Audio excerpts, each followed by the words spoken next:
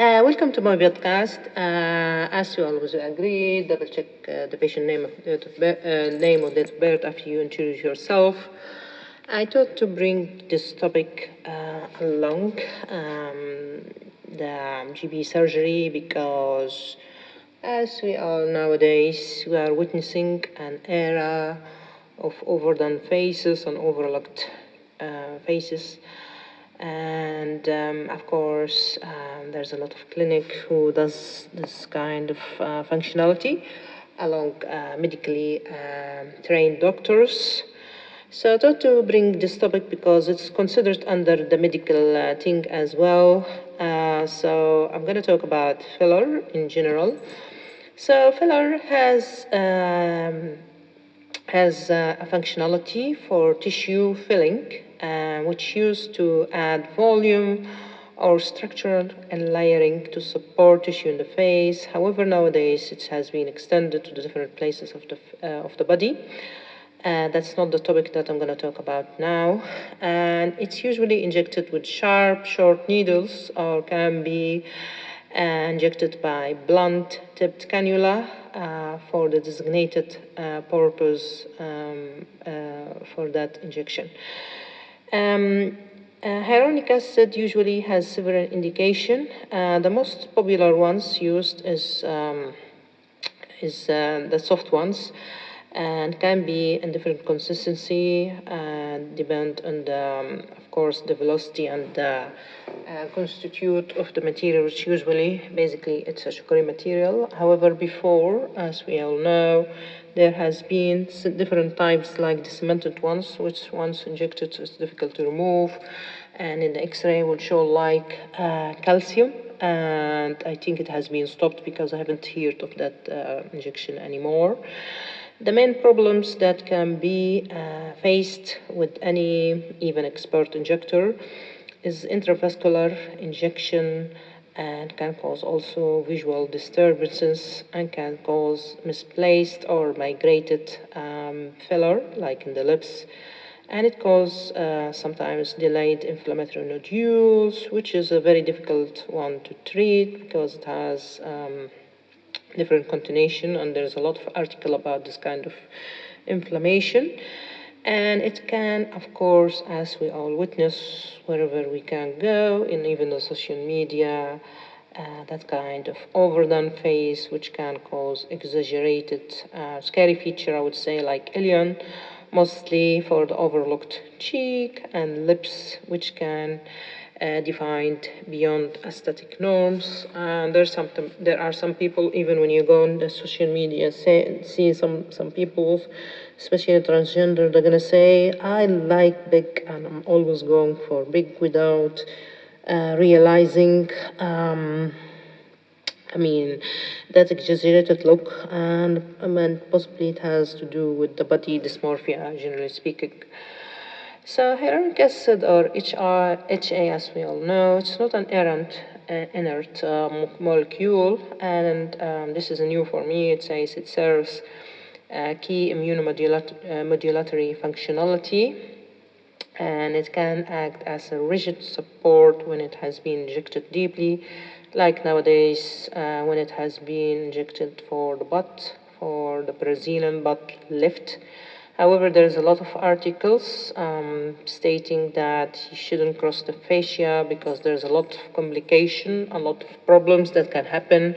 I wrote a paper about that has been published the day before yesterday, so I'm gonna put the link for that paper if you wish to read. It's brief, short, and just with certain briefing about those kind of procedures and the risk it can mandate.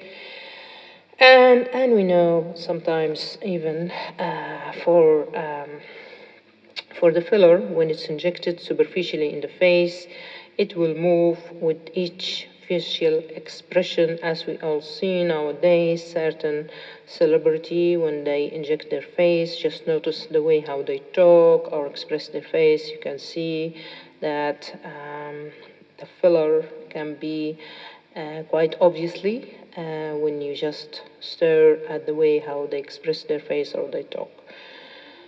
That's in general about the filler, and the main three indication for filler, generally speaking, as I say early on, is correcting volume deficiency. As we all know, once we get aging, our face deflate, and we lose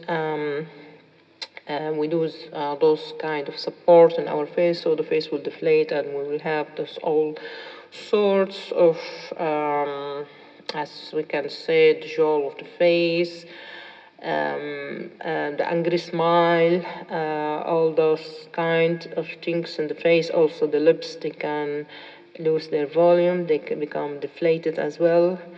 Another thing is for alternate or enhancing gender dimorphism and the appearances, and also the superficial skin rejuvenation to ameliorate, as I say, aging process. And nowadays also they say they can do superficial injection of skin booster, which is basically a mild form of hyaluronic acid. It's very soft in consistency, so it's basically also hyaluronic acid, just in different consistency. The other thing about the risks that can happen with injection, obviously, as I mentioned, if it hits any vascularity area in the face, that can lead to bruising, simple ones, which can last for a few days. However, if it hits a major one, which mandate that we need to know about the anatomy, the precise anatomy of the face, and we need to know about certain areas whereby sometimes there is certain changes about the vascularity. So there's different areas in the face that we need to know about their anatomy in order to avoid in one way or another, and always be vigilant and prepared to rectify the issue if it has been raised.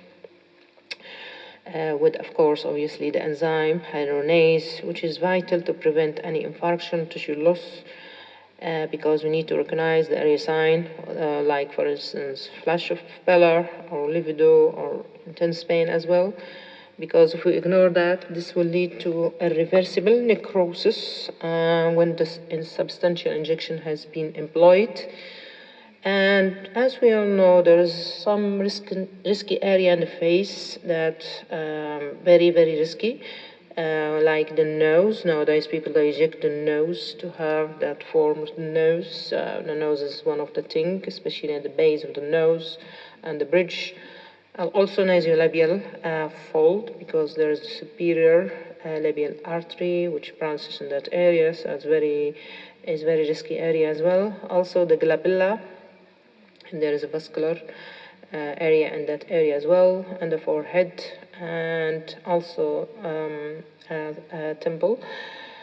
And as we know, if a visual problem has been encountered, which is basically rare thing to happen, but of course, if it happens, that's really risky as well, and can be an extension or a vascular embolism, and can be accompanied as well by a stroke. So those kind of things we need to think about, be more careful and vigilant in order to avoid any detrimental consequences for the patient and for your own reputation. So I thought just to shed light about the importance of filler and why it's indicated and what risk it might carry with it. And I will link my paper to that if you like to read, and you can comment back to me with your own experience, and I will get back to you in another podcast. Thank you.